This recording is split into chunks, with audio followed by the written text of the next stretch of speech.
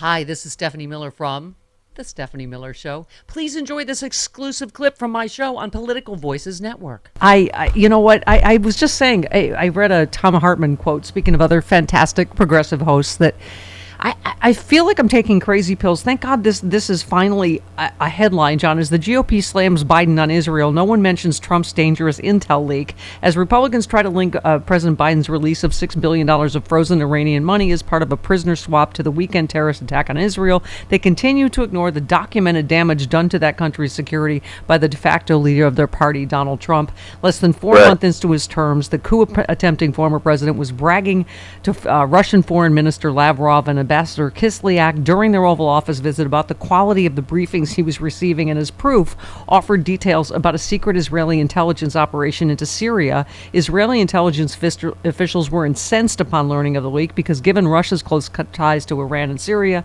they had to assume their local source for information had been compromised and possibly killed, according to Israeli press accounts at the time. If indeed Trump, out of innocence or ignorance, leaked information to the Russians, there is a real danger to sources that it took years to acquire into our working methods, according to an Israeli intelligence source. Another one said, if tomorrow I were asked to pass information to the CIA, I would do everything I could not to pass it to them, or I would first protect myself and only give it, and what I'd give would be totally neutered. And anyway, just going on to say, despite this, not one of the candidates running against Trump has criticized him. And this is, we were saying, John, one of 10 documented intelligence, leaks that Donald Trump has been involved in. Well, they already rebuked him in the House by not picking his boy. So he's already been punched in the face by his own winged monkeys this week. But, I don't really need to talk about what Donald Trump did 6 years ago in the Oval Office. Whenever I hear these lies about the $6 billion, 4 questions. Whose money was it? Where is that money right now? How much of it has Iran been given? And who approved of Iran's oil sale to Korea in the first place? The answer is it's Iran's money. That money's in Qatar in a bank. $0 have been given, and this attack was in the plans for 2 years, and it was Donald Trump who approved Iran's oil sale. But one of the most depressing things about this week is how the most evil people on earth, Steph, are trying to capitalize off of it. Putin is exploiting it to distract from his genocidal invasion. Netanyahu is exploiting it to distract from his corruption and trying to fire the judges in his own country.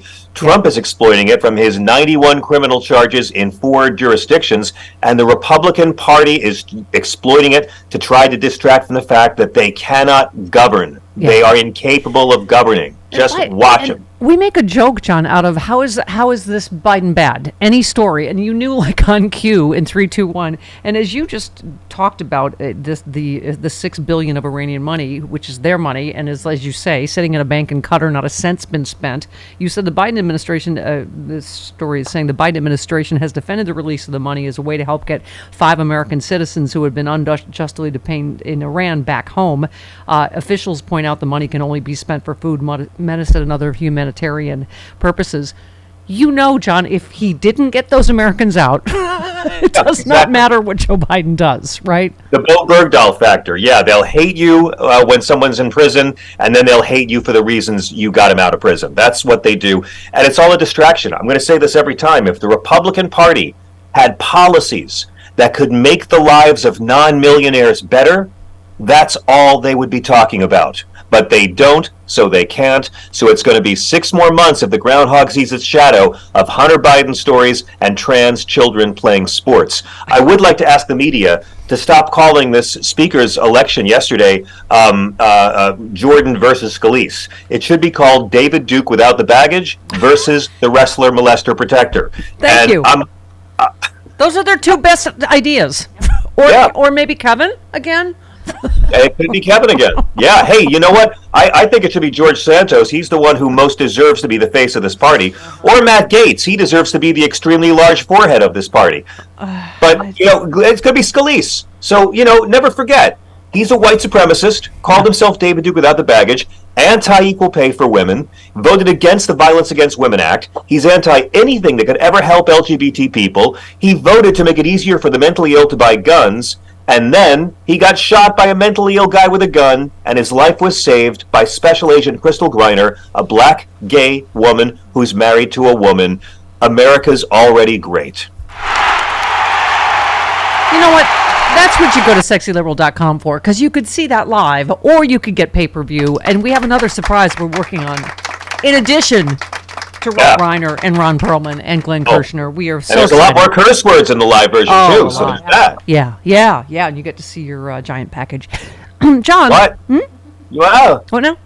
Huh? Yeah, no, and I thought it's like not only when he was shot, but Steve Scalise is dealing with blood cancer, and he has this government health care that he wants to take away from everybody else. I mean, it is astounding, just the level. Yeah, I mean, Steve Scalise would be, I think he'd be much better at the job. He'd be much more efficient than Jim Jordan. He's much more commanding, and I think as the whip, he already knows how to get the votes he needs. He'd probably be better at fundraising than Jim Jordan as well, so he is more formidable to Democrats. But having said that, please let this be the guy we run against. Let this white supremacist do nothing be the guy who shuts down our government in, 38 days? That Speaker's gavel is going to fly into Hakeem Jeffries' hands like it's Thor's hammer, for God's sake. Speaking of this, yes, Clown Caucus, you said Matt Gaetz is that petulant frat boy bro from your dorm party that won't stop loudly lecturing that healthcare is a privilege, not a right, and hours later he's still there drunkenly weeping about how girls don't like him, and you realize you hate your roommate for inviting this dude. That is exactly... That's him. Okay. Matt Gaetz is so childish he pays himself for sex. All right, wait. Oh, hang on. Another favorite Fugelsangian tweet. Somebody tweeted at you, Columbus was neither genocidal nor a maniac. He was a man of his times, and he may have done some things to a degree we would dislike. He deserves our respect. And you said he was such a monster, the Catholic priest on his ship wrote to the Queen about the despicable murders, torture, mutilation, enslavement, and rape of 9-year-olds. People at the time were capable of recognizing his evil. Thank you, noted historian. Bartolomeo de las Casas, the first act of protest by a white person in this hemisphere was a Catholic priest. And Columbus Day is the day when the people who say that immigrants are thieves, rapists, and murderers celebrate an immigrant who thieved, raped, and murdered. It's kind of beautiful. Yes. By the way, happy Indigenous Persons Day. We missed it on Monday. You too. And can I get also just go ahead, please? Sorry. Can I just get back to this article because I think it's so important? An administration official said Trump, quote, revealed more information to the Russian ambassador than we have shared with our own allies. The intelligence concerned ISIS's newfound ability to make bombs and laptop computers that could get through airport screening, which led to a ban on people carrying laptops with them on flights coming from a number of Muslim countries. The information had come via Israeli intelligence agencies through a source who had infiltrated an ISIS cell in Syria, and which had been confirmed thanks to electronic eavesdropping equipment planted in a daring nighttime mission by Israeli commandos. Trump revealed this to the Russians, including the Syrian city in which the operation took place, as part of his boasts. I mean, okay. So that's why they have to blame Joe Biden, Steph. I mean, that's it. The people who blamed NATO for Putin's genocidal invasion, the people who blamed Susan Rice and then Obama and then Hillary for what terrorists did in Benghazi are now blaming an American president for the terrorist crimes of Hamas. They can't blame the actual bad guys because they're all compromised themselves. This story ends. The U.S. intelligence officials just before Trump's inauguration warned their Israeli colleagues they may want to be careful about what intelligence they chose to share in the upcoming administration, given Trump's fondness for Russian dictator Putin and Russia's ties to Iran and Syria. Israeli officials reportedly were skeptical about that warning until the Oval Office meeting 4 months later proved it to be correct. It just, again, I don't know what's going to happen in this classified documents case because of this judge. But, I think the biggest bombshell to come out recently, John, is that Jack Smith apparently knows not only what he took, but why, is what is in the latest filing. Oh yeah. Listen, that was the first ever federal indictment for a president, and I really don't think they would put themselves up to look like goats in a history book unless they had really solid information against him. We're also terrified of Donald Trump. I pray that Donald Trump is who Joe Biden faces a year from now. I pray for it. What I'm scared of, I've said before, is a contested convention and they sneak in Glenn Youngkin at the last minute. But, what we're witnessing right now and how they're just trying to exploit all this violence to get their own corruption going, let them do it. I mean, just because you look smart standing next to Vivek Ramaswamy doesn't mean that you'll be a good president, okay? I have furniture that looks smart standing next to Vivek Ramaswamy.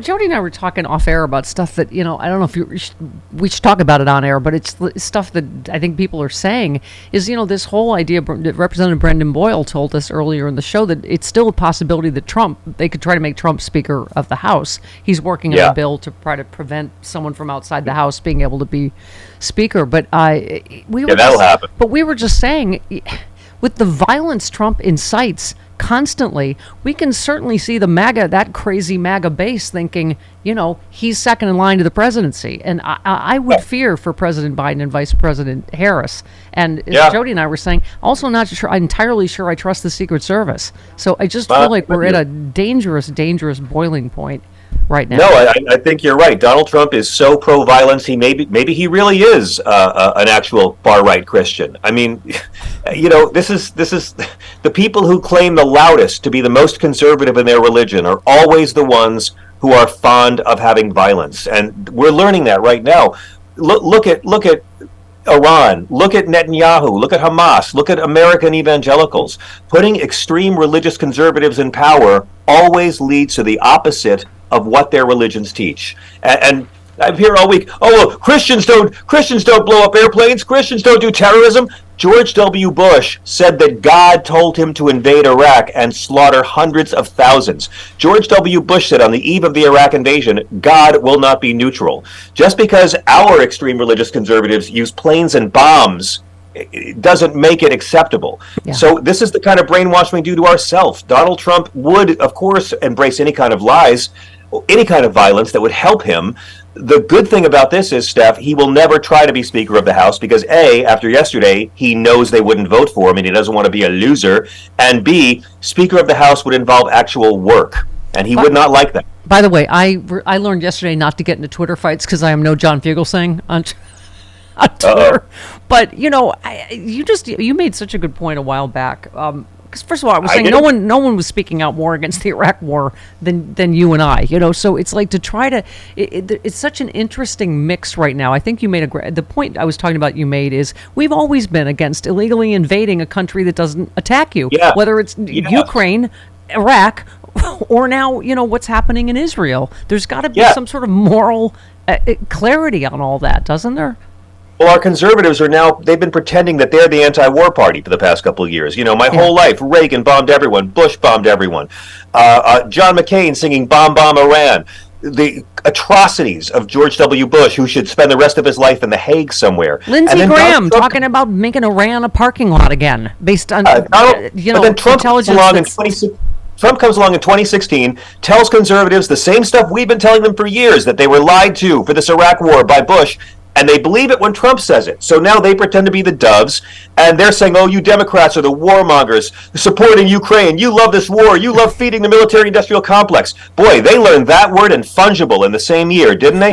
And now, of course, we see they're all back into, let's just blow up all of Gaza. Let's just slaughter civilians. Yeah. Marco Rubio, the fakest of all the fake Christians, called to decimate all of them and have them all wiped out. Yeah, and we got to fight them over there so we don't fight them over here because Hamas is coming across the southern border, right? They haven't changed. Yes, they're always authoritarians. They loved Bush's illegal invasion and they defend Putin's illegal invasion. Yep. They haven't evolved a bit because they don't believe in evolution. I went long with you because of your manhood. All right. Sexyliberal.com. Next Saturday is the night you can do live in LA with us or on pay-per-view. We love you, John.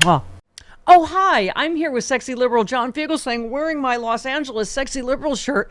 Oh, my God, we have an LA show coming up October 21st, but how else could you see it, John? How else could you see it? I'm so glad you asked. For a limited time, you can see the show live via pay-per-view if you go to sexyliberal.com. All the laughs, you'll miss nothing. I can stream it from all around the world? All around the world, in your car, while you're driving. Watch it at home. Sexyliberal.com, yeah.